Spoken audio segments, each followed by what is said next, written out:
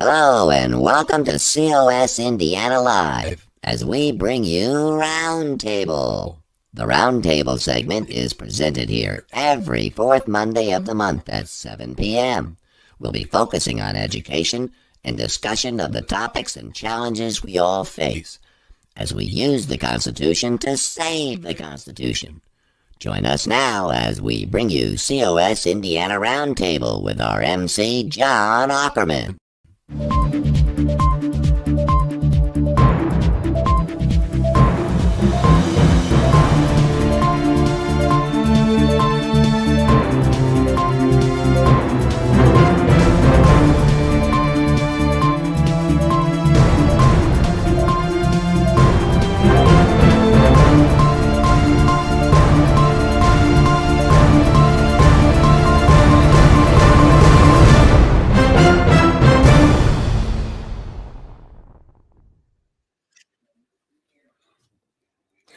Welcome to COS Indiana Roundtable.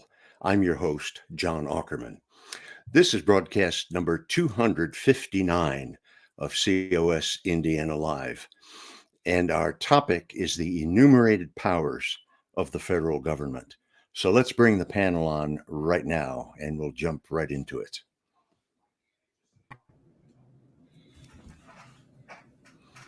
Hello, Dale. Hello, John. Nice to see you again. Good to see you. Good to see you. Okay. And here's Debbie Stewart. Hi, everybody. Back with us. Greetings, Debbie. Good to see you. Hello, John. Ken Kashuba, our state communications coordinator. And we got one more. Good evening. And it is Gary Harbaugh, our legal eagle. Ken, just above your head on the screen, there's a QR code. Would you tell everybody what that's all about? Sure will, John. That little QR code is certainly a way for you to subscribe to COS Indiana Live, which includes the Roundtable every fourth Monday. And that will allow you to put in your name and an email address so that you can support us and get a hold of our channel, which is with other volunteers. Gives you a lot of free information along with some videos and series that we've developed over the time. So we encourage everybody to become supporters of COS Indiana Live. Okay, thanks, Ken. So you're watching, and if you have a smartphone or any kind of a scanner, scan that QR code and sign up and subscribe to COS Indiana Live. Now let's get to our topic, the enumerated powers of the federal government. The Constitution of the United States is very clear and precise in laying out what the federal government is empowered to do. Incidentally, the Bill of Rights, that is the first 10 amendments to the Constitution, are also very clear and precise in laying out what the federal government is forbidden from doing. Never forget that.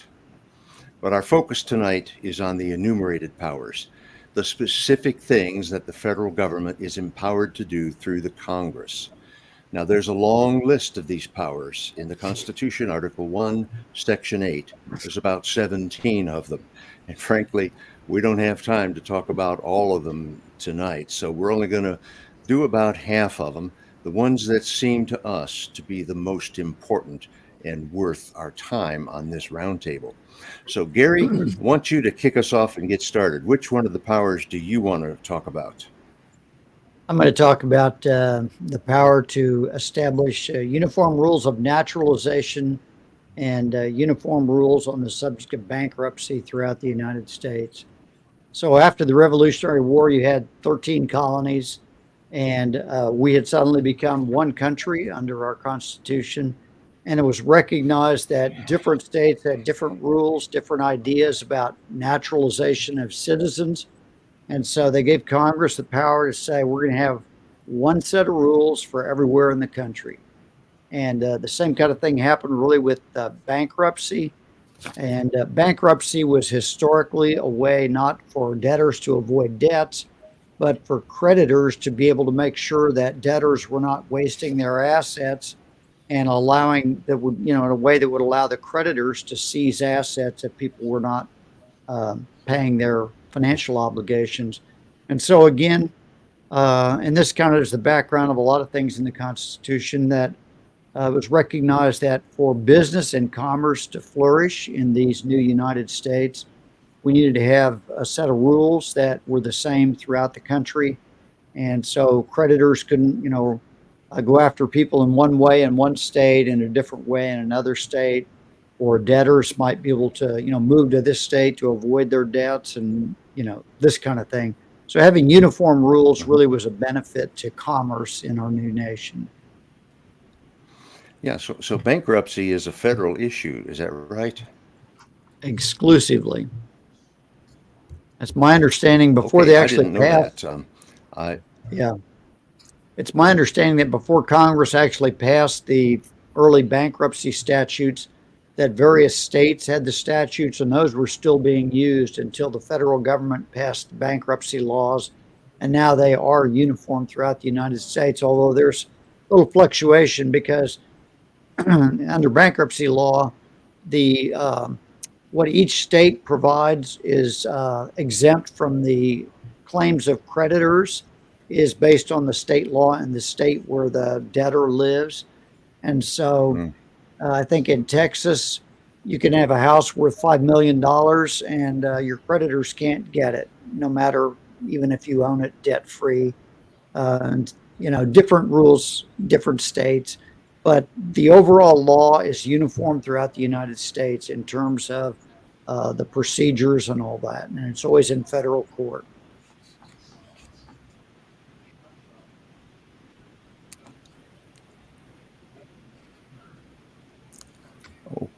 Okay, and that's a good thing. Now, on this naturalization thing, I remember when I was a little boy, I don't know, 9, 10 years old, something like that, took a Greyhound bus trip from my home in Cleveland with my mother and one of my 3 brothers. We went down to Miami, Florida, and that was a long trip on the Greyhound bus. We sat right in front. And my mom and brother sat in the second row. I sat in the front row.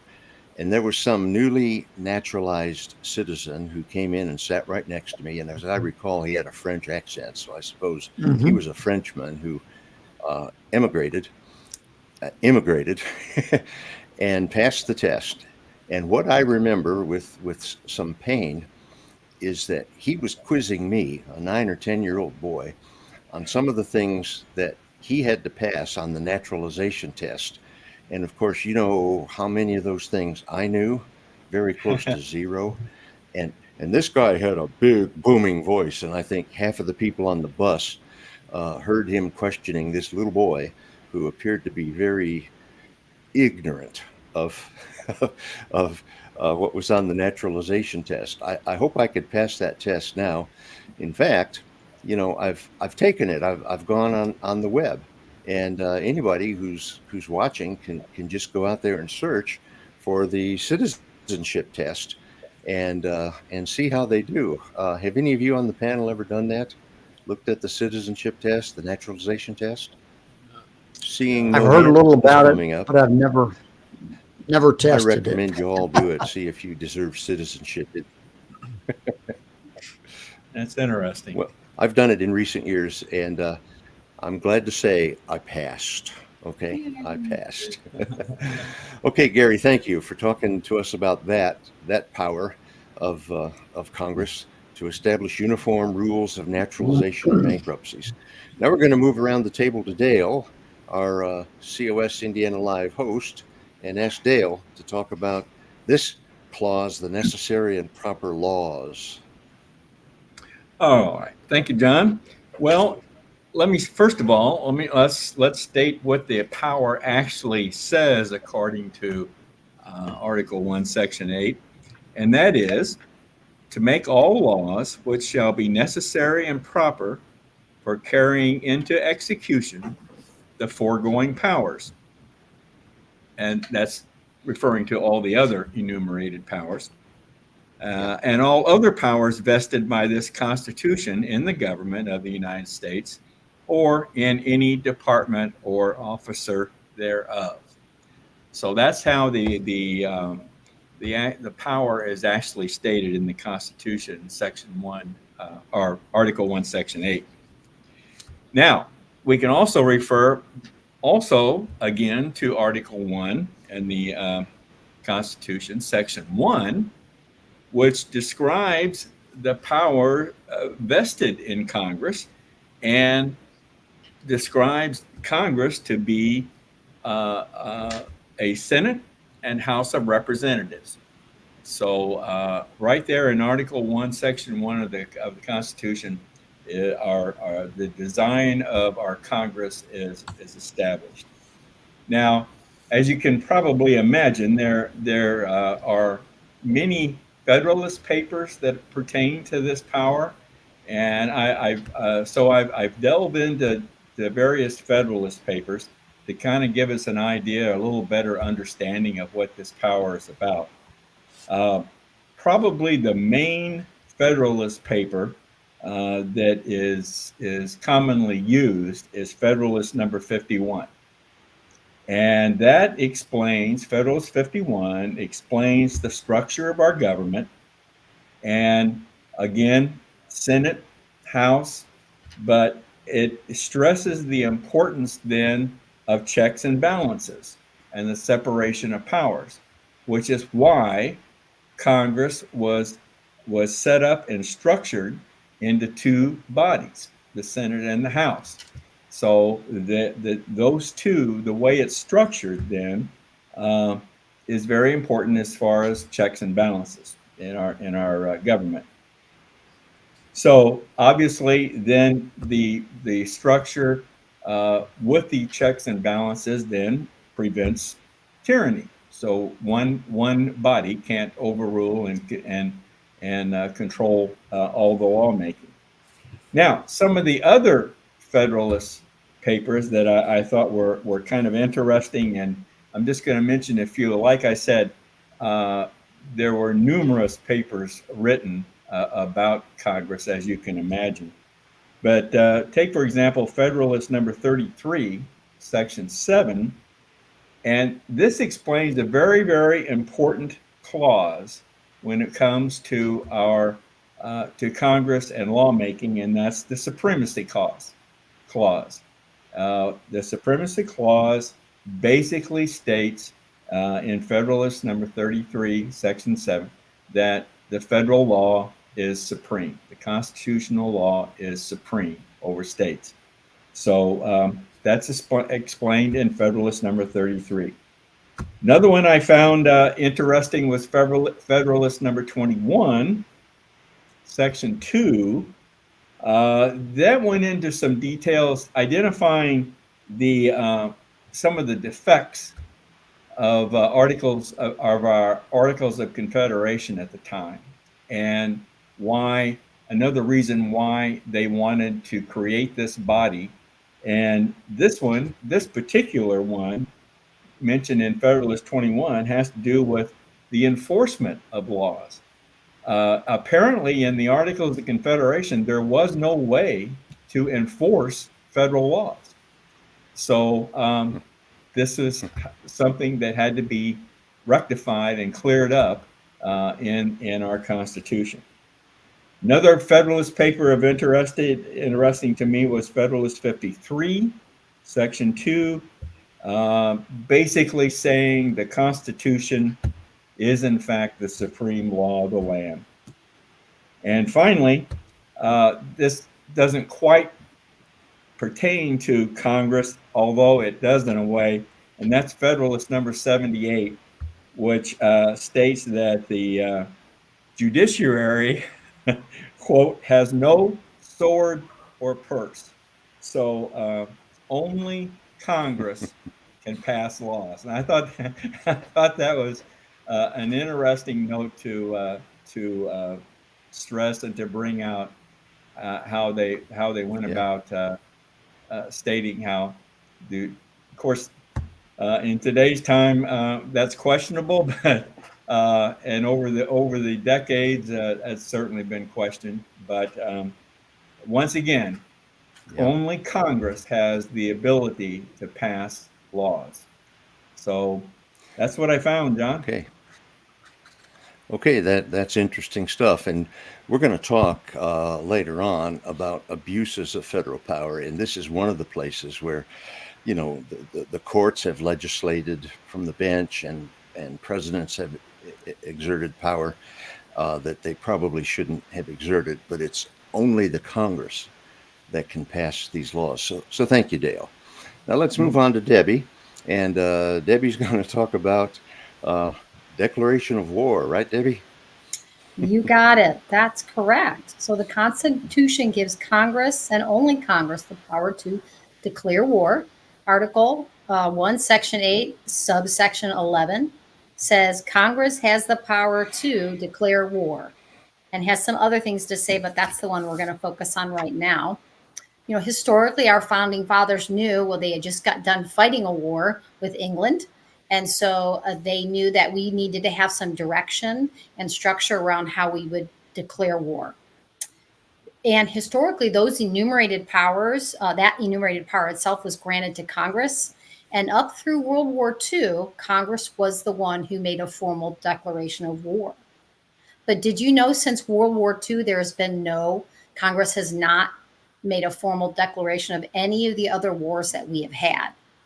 So the Korean War, the Vietnam, the Gulf War, the Iraq War, the war in Afghanistan, no formal declaration made by Congress.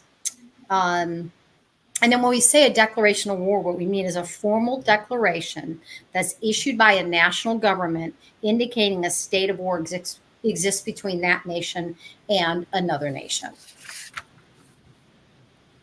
But it's interesting that I remember. Go ahead. What's that? No, you go ahead and finish. I was just gonna. No, I was just going to say that I remember when I was coming of age, and the Vietnam thing was starting to heat up. Congress passed this War Powers Act, which gave the president the authority to send troops into battle, Gulf of Tonkin resolution, and all that stuff. But the last declaration of war was made at the request of FDR after the bombing of Pearl Harbor. So go ahead, Debbie, and finish up what you were saying. Well, and I thought that was interesting too, because FDR, and I really like this, he said it's improper to engage in hostilities without a formal declaration. So I really like that quote that he said. But this enumerated power does not provide a specific format for what form legislation must have in order to be considered a declaration of war. So there's a lot of room there. Since 1942, every American president has used the military force without a formal declaration of war. And in order to be that, the congressional legislation that uses the phrase formal declaration of war is in the title. So we could be splitting hairs here too. Other phrases they've used to describe a conflict would be authorized by Congress, funded by Congress, undeclared war, things like that. And there's been a lot of talk about why doesn't Congress want to be the one that declare war? Well, then they don't have to take the consequences of their decision that they made either. Yeah, because half of Congress is up for re-election every 2 years, House of Representatives. So they're guarding their own backside, aren't they? Yeah. Yeah, absolutely. Okay, anything else, Debbie, or were you wrapping it up? Well, just a couple more things. One of the Federalist Papers was called the New York Packet, Federalist number 69. Hamilton discusses the powers of the president to declare war as limited because the president can only do so with the approval of Congress. So there's our checks and balances. And then Federalist number 41, where Madison addresses the powers granted to the federal government for national defense, including the ability to declare war, raise armies, and maintain a navy. And there were other ones, about 4 other Federalist Papers that talked about war powers. But really, I think the framers knew that they needed several branches involved here for the separation of powers and checks and balances, which, was their intention. And that's it. I think it's slightly. Okay. Just for everyone's information, I'm having some interference on my internet here, and my shots of your other faces are coming and going, and your voice is coming and going.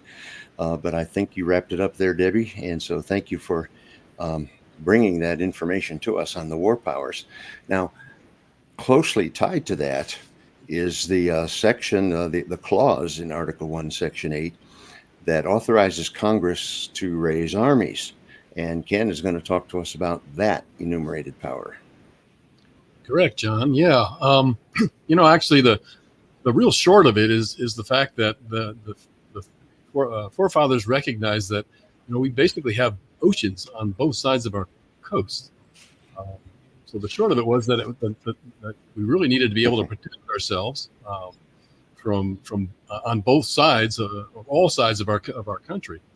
So basically, the Article 1, Section 8, Clause 13 talks about providing and maintaining a navy, and the framers saw a navy as essential to the ability of the United States to dictate the terms of the connection between the old and the new world. Among other things, the framers viewed a navy as critical to whether the United States would be commercially independent of foreign and naval powers, which might otherwise use their control of the seas to dictate terms under which the United States could trade. So that was really important as they looked at it from a trading aspect as well. Likewise, the framers were concerned that absent a navy, of foreign nations could impede American citizens' access to the nation's fisheries or prevent them from navigating the Great Lakes and the Mississippi unimpaired. So there were a number of things that the framers saw that were certainly a direct, could be a direct conflict on America and our citizens. So the Navy was something that they saw was crucial in setting that up. And they also saw that the Navy over the top of militias or armies and other types of forces is that they found that back then they considered the fact that it might be difficult to pull people, American citizens, from their occupations and their everyday duties to form or to join an army. So they felt that by Congress acting and forming the Navy, we would have that set up, and then the other armed forces could be developed as needed. That's the way they looked at it back then. But so not only was the Navy essential to the United States viability, but the framers perceived that the vulnerabilities of individual states to the predations of foreign powers could only be addressed effectively and economically by the combined resources of the states. In short, by the United States recognizing John Jay was recognized as basically and asked during the Constitution's ratification, leave America divided into 13, or if you please, into 3 or 4 independent governments. What armies could they raise and pay? What fleets could they ever hope to have? So that's where they looked at it as essential that Congress put in place our naval fleets. So they also, I think, one of the things that they recognized as really important was that if you if you have a navy that can be defeated, not only could it defeat the actual shipping lanes and ships themselves, but obviously could destroy America coming in through those ports.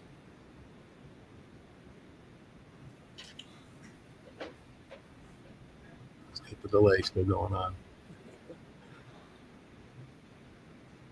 Are you there, John, or did you freeze? Okay. Anybody have? I think John's. Well, no, I'm still here, but I can't hear you very well. Your voice was breaking up. I wasn't sure. Yeah, I'm okay. I just wasn't sure if you were finished yet. Yeah, go ahead. Oh, okay. Okay. Well, Ken, there's just one thing I wanted to point out about the clause about raising and supporting armies. That clause says no appropriation of money for that use shall be for a term longer than 2 years. And I wonder why that's in the Constitution. Why is Congress only allowed to finance an army for 2 years? Anybody have any thoughts on that? Hmm. Hmm. Well, I think Maybe they didn't want to get into endless wars. I was just going to say that we might be able to bring that up later when we start talking about examples, John. Okay. Well, we've had time to present and briefly discuss 4 of the enumerated powers of the federal government granted to Congress. And we're going to take a little break right now for a video. And here's the deal. In 2 weeks, or 2 or 3 weeks, whatever it is, on September the 16th, remember that date, 16th, on our COS Indiana Live on September 16th, our guests, Mark and Amber Archer of Fearless Features, will discuss their new documentary film, and it's called Title IX, and we want to give you a sneak peek at that documentary. Here's the trailer.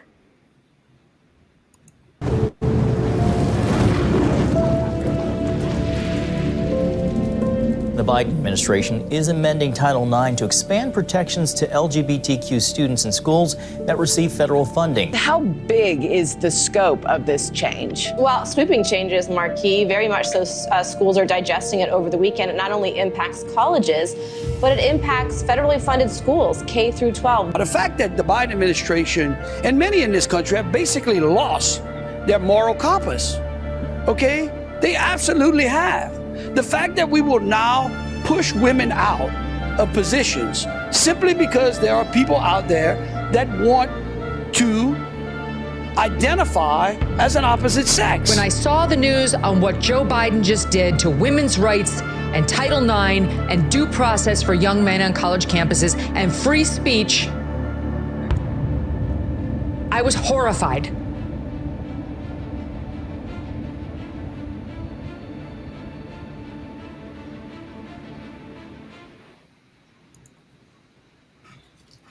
Okay, those folks who did that film will be with us on September 16th. Dale?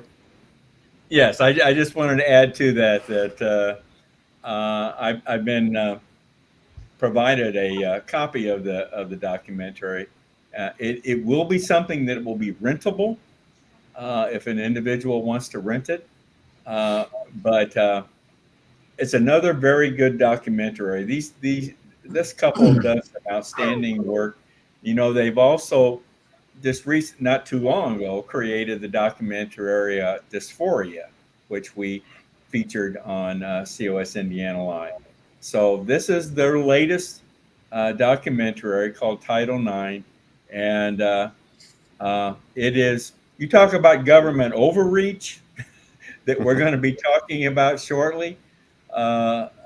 This is a prime example of that overreach. So I would encourage everyone to tune in on September 16th, like John said, to COS Indiana Live. This ought to be a very good program for us that evening. Yeah, and that is 3 weeks from tonight. Okay, Ken. Yeah, well, John, we've got a couple of questions I wanted to get in before we move forward, if we could. First one is this, and these might jump around from some of the different segments we talked about, but first one is from a certain elf who says, "Where do the executive orders fall?" I think we're going to talk about that on a future roundtable. We're going to look at presidential powers, I think, and do a deep dive into executive orders. So, Sir Denelf, thanks for that plug. Come back in a couple of weeks, Sir Denelf, okay? The other question we have is from our state director. He says, how do presidential war powers fit with congressional power? The first. Well, do we have an attorney on the line here who can address that, Dale? Yeah, I might just say that the president is given the power to be the commander in chief of the Army and Navy, and but Congress has the purse strings, and they can kind of fund or not fund the wars. I think when Teddy Roosevelt was president, he wanted to send the United States fleet on a circle all the way around the globe, and Congress said, we're not going to pay for that. And Teddy Roosevelt said, no problem. I'm just going to send them to the other side of the world. If you want them back, you're going to have to provide the funds. And so that's kind of how they interact. The president can do things and command the military to go places and do things, but Congress can, but I think seldom does really put a brake on the exercise of federal war powers by the president. Okay, Dale. Yeah, I think a prime example that comes to my mind was the Vietnam War. That finally ended by Congress pulling the funds for that war. If I have it correct, that's how it an undeclared war, by the way, but that's how that war ended. Okay, Ken, anything else from our viewing audience? That's it for now, John. Okay, the natives are quiet out there tonight. Okay, well, we're gonna go around the table one more time, and I'm going to ask each panel member to talk about one more of the enumerated powers, and we're going to start with Gary Harbaugh. The next enumerated power I'm going to talk about is the power to coin money, regulate the value thereof, and of foreign coin, and to fix the standard of weights and measures. And really the background of this, again, is let's recognize that if you're going to have a free country, people are going to want to engage in commerce. And this gave a great deal of authority to Congress to say, hey, you can set the rules for this.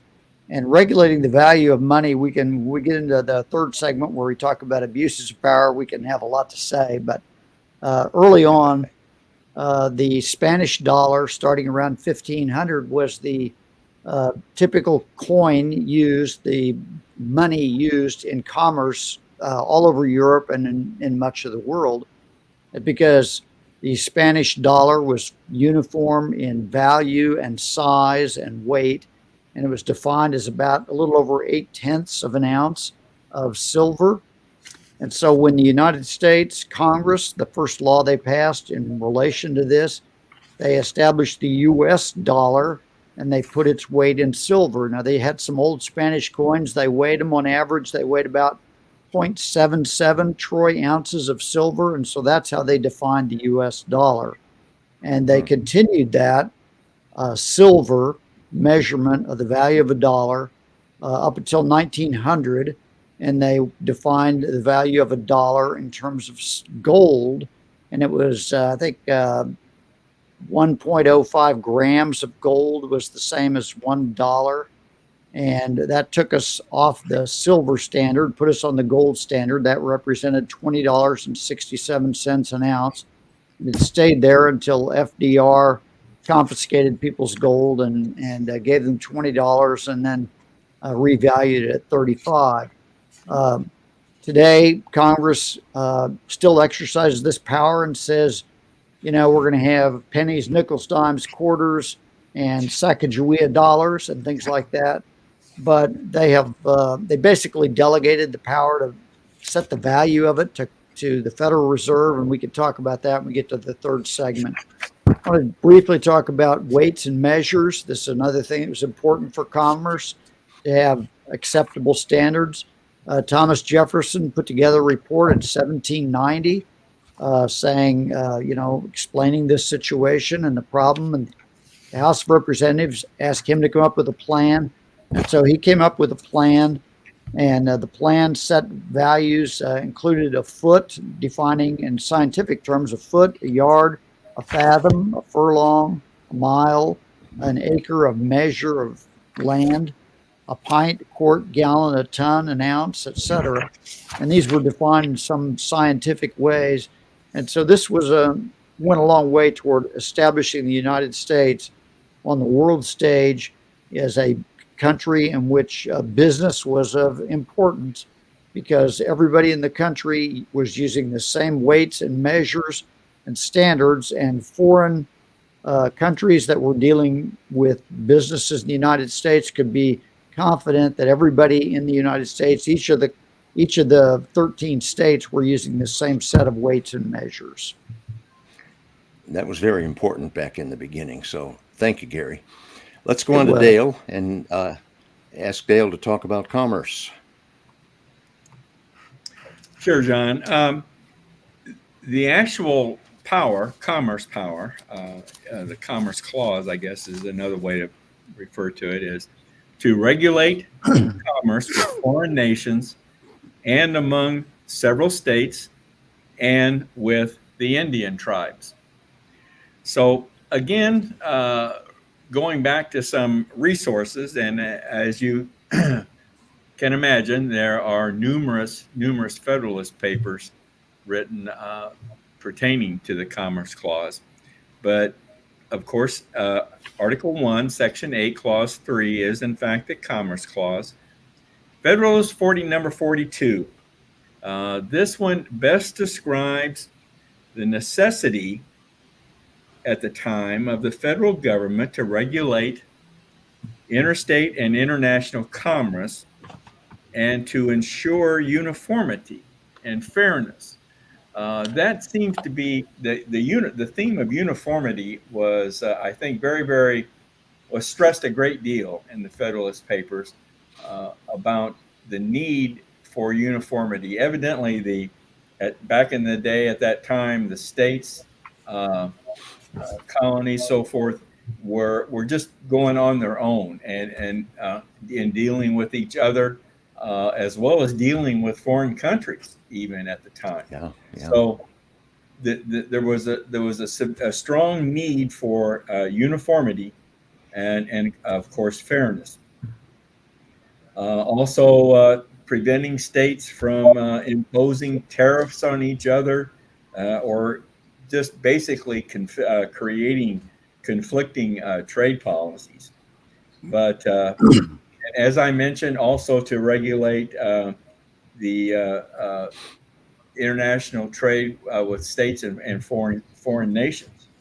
Mm-hmm. But some of the other some other important Federalist papers that I thought shed some light on this, on the Commerce Clause, is that Federalist number 4 explained the importance of the national government being the one body that could better settle problems between states or foreign countries rather than the states trying to work it out.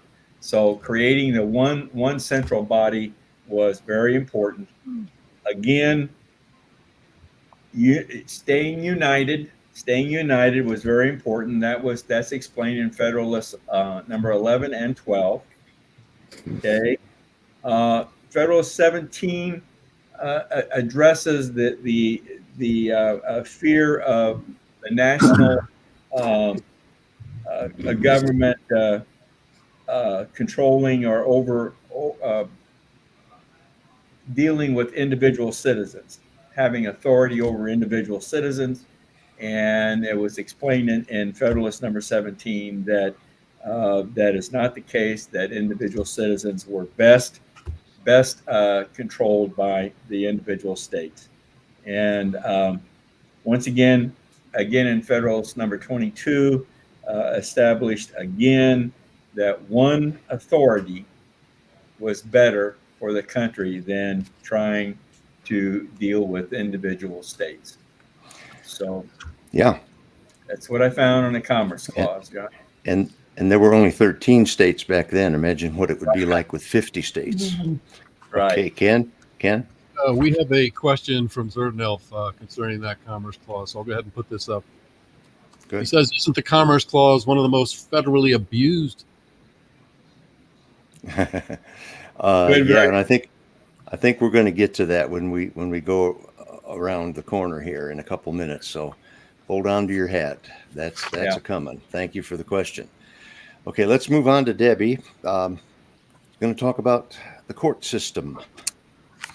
Yeah. So again, Article 1, Section 8, this time subsection 9 says that Congress has the power to constitute tribunals inferior to the Supreme Court. In other words, Congress has the power to it has to establish the lower federal courts subordinate to the Supreme Court of the United States.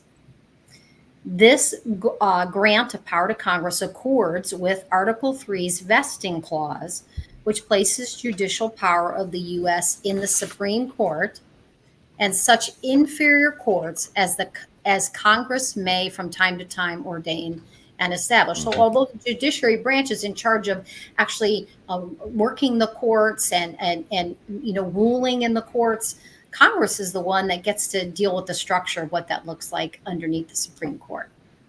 And historically, James Wilson and James Madison proposed at the Constitutional Convention, they proposed a solution in which Congress would be empowered to appoint inferior tribunals if necessary, and the Constitutional Convention approved that.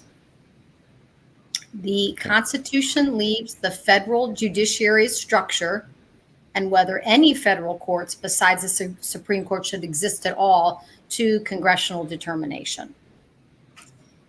One more little piece here was through the Judiciary Act of 1789 and subsequent enactments, Congress organized the federal judiciary into district courts with original jurisdiction over most of the federal cases, also intermediate circuit courts of appeal and the Supreme Court. So they kind of organized that into those levels. And then if we look at the Federalist Papers, really Federalist Papers 81 and 82 probably had the most to say about this. And both of them were written by Alexander Hamilton. In Federalist Paper 81, they addressed the partition of judicial authority between the different courts and the relations to each other. So they had to kind of work through who's going to be doing what. And then in Federalist Paper 82, they this paper further elaborates on the judicial powers of the United States, which is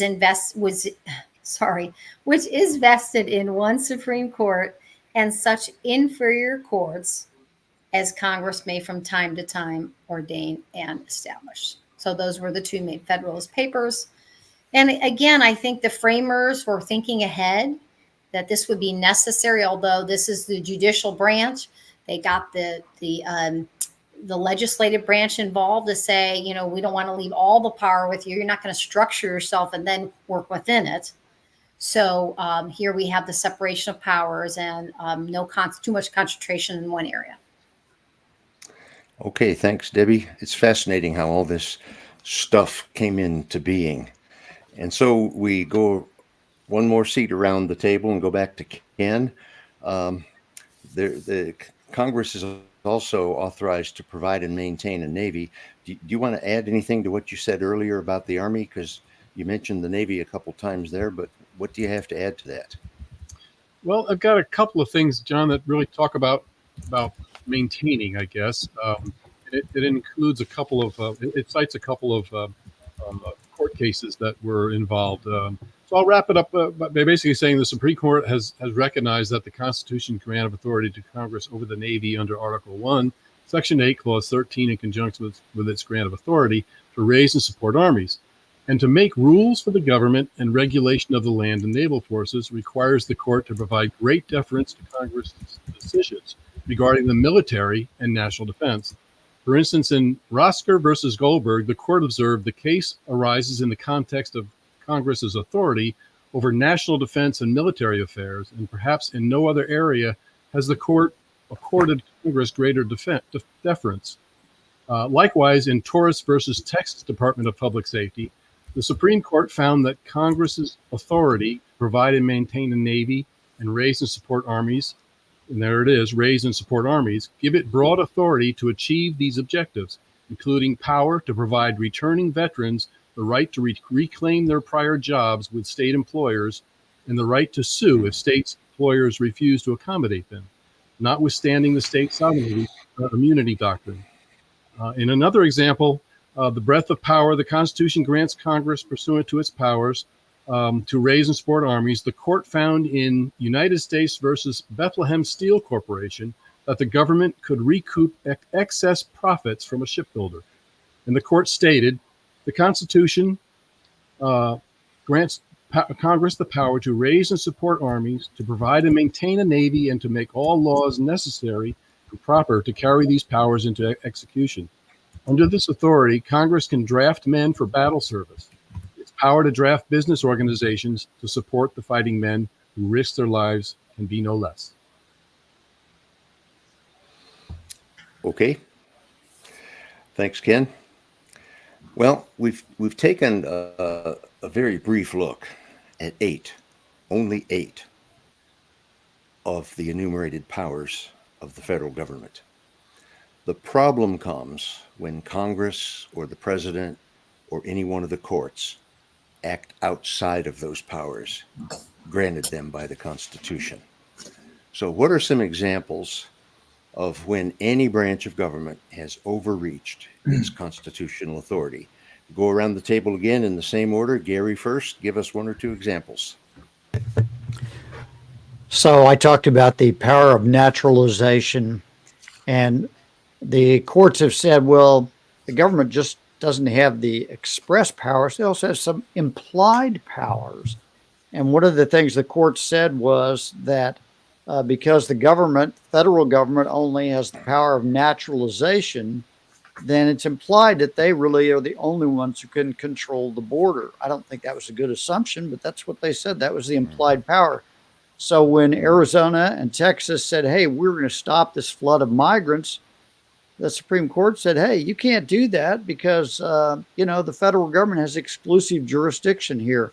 So that was, I think, a disastrous implication that they drew from something pretty simple, making rules about naturalization. They said, okay, that means only the federal government also gets to control the borders. So that's a first example that I would give. Indeed. You got another one?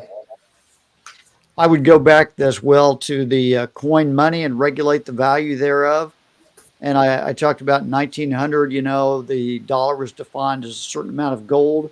But in 1913, they created the Federal Reserve Bank.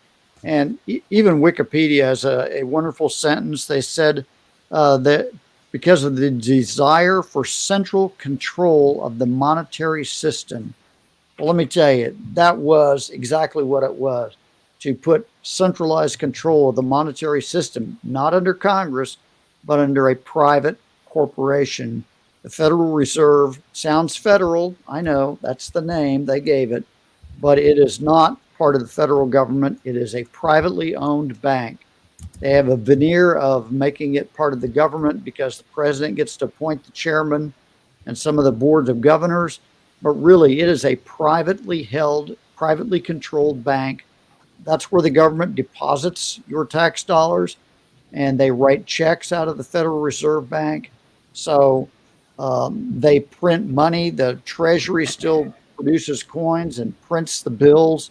They sell them to the Federal Reserve Bank at cost. And really, the Federal Reserve has complete control of the monetary system of this country. Congress gave it up. They don't have any control really at all. Okay. That's a great example and a powerfully sad example and tragic. Okay, Dale, give us one or two examples of overreach.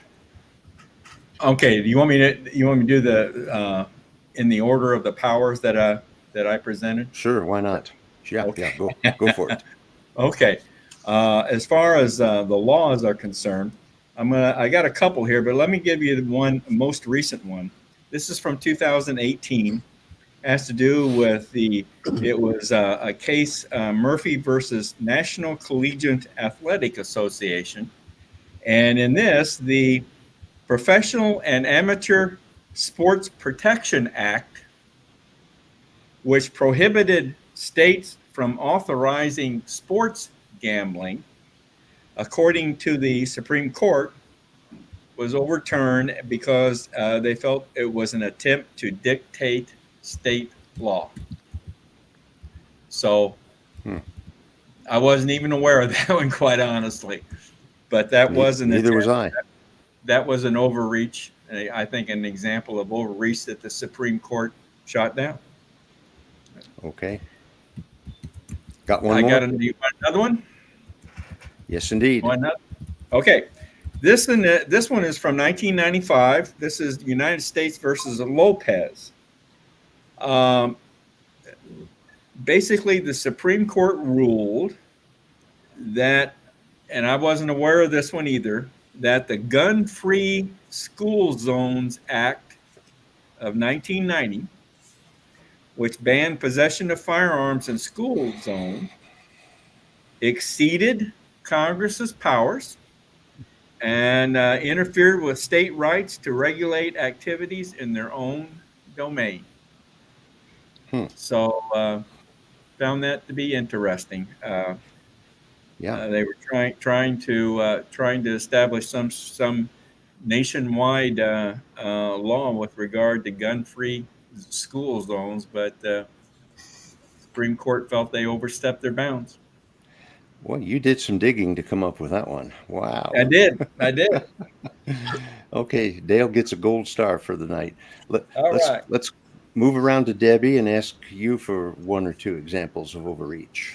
Sure. Yeah. So in 1950, President Harry Truman announced that he was ordering U.S. air and naval forces to support South Korea in repelling the invasion by North Korea. And that marked the beginning of the U.S. involvement in the Korean War. And Truman referred to it as police action rather than a formal declaration. So kind of got away with that. So, boy, that's a powerful example. Thank you. Yeah, and I think I know you're going to get to this next month, but these executive orders have gone so far off the grid that anything goes anymore with an executive order. Yeah, I think we'll take a deep dive into that next month. Okay, and there's thousands of executive orders. We can't begin to cover all of that stuff. So, was that it, Debbie? Are we ready to move on to Ken? I think so. Okay, yeah. Ken, an example or two. Yeah, a living example is the 2001 authorization for use of military force. Now, the authorization of military force authorized the use of military force against those nations, organizations, or persons who the president determines planned, authorized, committed, or aided the terrorist attacks that occurred on September 11th, 2001. Or harbored such organizations or persons. And 18 years later, this law has been invoked 37 times to support conflicts occurring in 14 different countries. Wow. Against organizations that did not even exist on 9/11. So 3 successive administrations have accomplished this feat by interpreting the 2001 AUMF to apply not only to the enemies specified, but to any associated forces.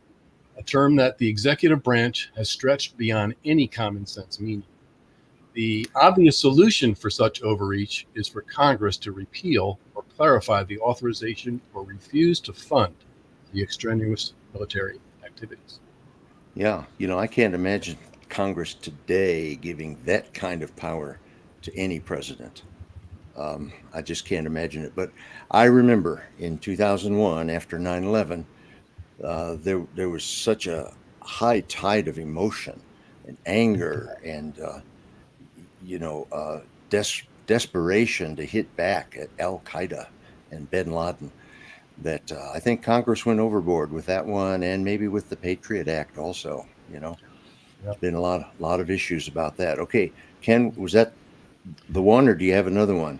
I don't have another one, but I'm going to slip in a question that's popped up in our chat, so we'll throw this one in there. This one is from again our state director, who says, which power allows the creation of federal alphabet agencies? We'll get into that. Well, I have not researched that, but off the top of my head, Dale, I would say that if you're talking about the alphabet agencies in the executive branch, I guess it would be Article 2 of the Constitution, which gives the president the power to do that sort of thing. But it's gone way beyond its usefulness, and these alphabet agencies have too much authority. And as we talked about last month, the Supreme Court overturning Chevron deference, I think, is going to make a big difference. These agencies are going to have a day of reckoning. Supreme Court has said, you guys can't act as prosecutor, judge, jury, and executioner. Congress has to do its job and write these rules. So maybe there's light at the end of that tunnel. Who knows? Anything else from the viewing audience, Ken? That's pretty much it. I know we Okay.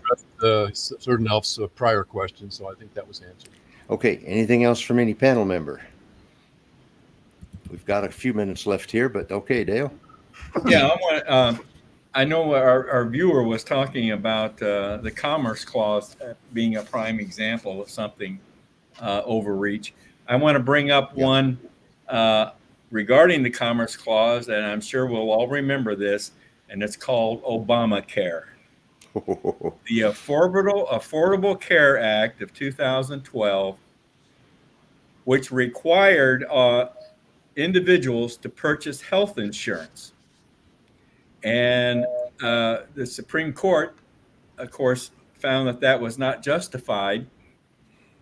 However, it was upheld as a tax.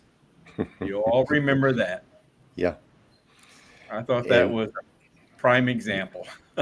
Yeah, and I chuckle at that because the Obama administration argued in front of the Supreme Court, this is not a tax. Right. The Supreme Court said, oh, yes, it is.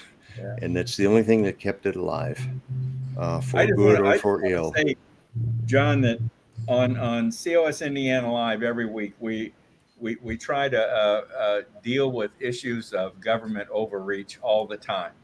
Mm-hmm. And it's just, as we all know, one of the pillars of our resolution is to control and rein in the control and breadth of the federal government, and that this is something that we as an organization want to address by calling a convention of states. So just wanted to mention that. Yeah, we're and that's the end. Well, thanks, Dale, because that's the answer to my last question. What can we, the people, do to stop these abuses of power? Okay. And of course, the number one thing that we can do is continue to promote the Convention of States project. We're still at 19 states that have passed the application to Congress. We need 34 states to get it done, and we've kind of progress has kind of slowed down a little bit here. But I keep hearing of good news out of one or both houses from various states here, there, and around the country. But we've got to get this thing across the finish line for 34 states in order to make this convention a reality. And I'd like to see that thing happen within the next year or two. Any other comments on what we, the people, might do to stop these abuses? I got one more comment here, John. I'll go ahead and post up real quick again from Certain Elf. One big question for COS: could a convention of states correct everything we've talked about tonight? Well, that's a matter of opinion. What do some of you think?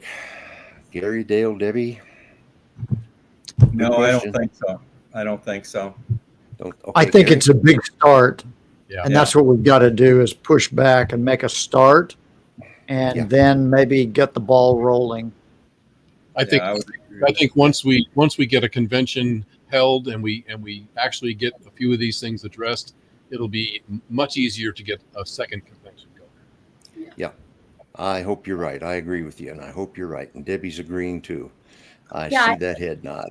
I think it's really important to a lot of people that we specify the three things that we're trying to do at a convention, and not just leave it for everything, because that's what really scares people.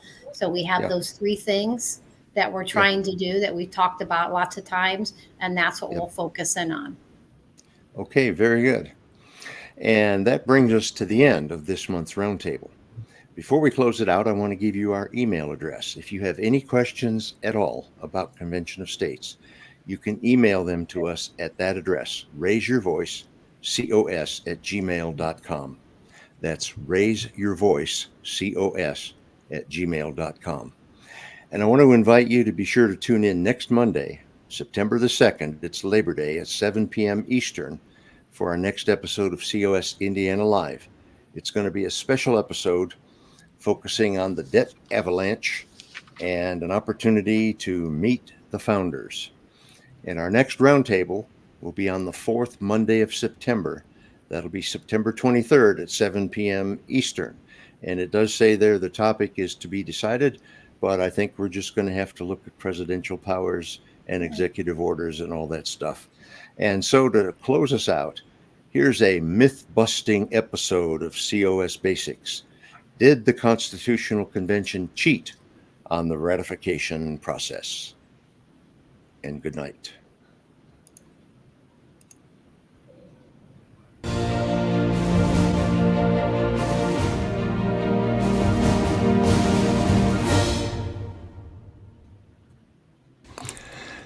John Ackerman for Convention of States, Indiana.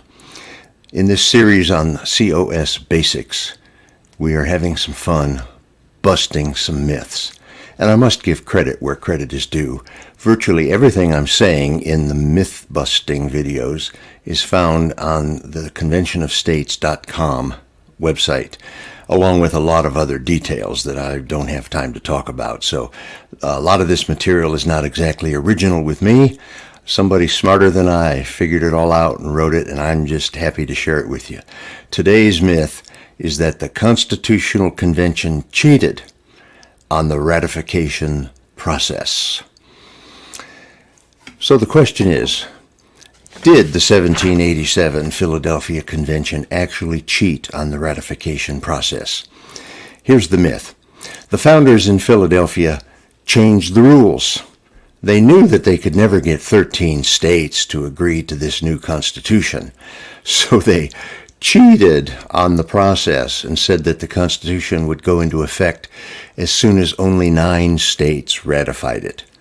That's the way it was, but was it cheating? Here's the fact. The Constitutional Convention merely proposed a new ratification process. The Convention had no real and no final powers to establish the new Constitution. It would be within the power of the states, and it would be up to Congress to agree or not to agree with the Convention's proposals. First of all, Congress agreed. You see, the Convention transmitted 2 documents to Congress: the proposed Constitution and something called resolutions of transmittal. And you can see that at conventionofstates.com. The resolutions of transmittal contained the new ratification instructions. I should say the proposed ratification instructions. Congress was given no role in the new process. Congress was asked merely to transmit both of these documents to the 13 state legislatures, the Constitution and the resolutions of transmittal. Congress could have refused to transmit the documents. That would have amounted to a rejection of the new ratification process. Or Congress could have transmitted both documents to the states, and that would signal approval. Well, Congress transmitted both documents to the states. Congress, you see, approved the proposed ratification process. Secondly, the states also agreed. The legislatures of each state also received the proposed Constitution and the resolutions of transmittal containing the recommendation that each legislature establish a ratifying convention in that state. As with Congress, any state could have rejected the new ratification process by refusing to create a ratifying convention. And if any state had refused, the old ratification process requiring unanimity would still be in effect. But every legislature, all 13, voted to create ratifying conventions in their states, signifying unanimous approval of the new ratification process. With the new ratification process now having the unanimous approval of the states and of Congress, the Constitution could now be ratified according to the proposed process, ratification by 9 state conventions. Busted. The myth that the Constitutional Convention cheated on the ratification process is busted. The convention merely proposed a new ratification process. The convention had no real and no final powers to establish the Constitution. It was for the states and Congress to agree or not with the ratification process. And I am so glad that they agreed.